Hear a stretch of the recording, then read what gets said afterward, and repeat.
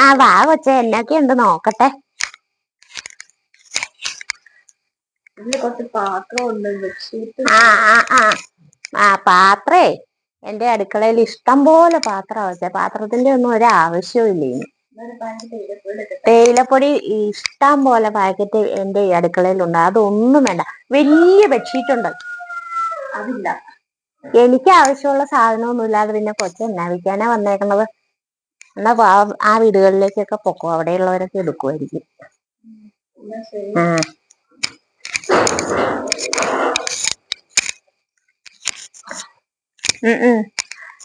അല്ലേ, എന്റെ പേഴ്സിലാണെങ്കിൽ ഒരു പൈസ പോലും ഇല്ല.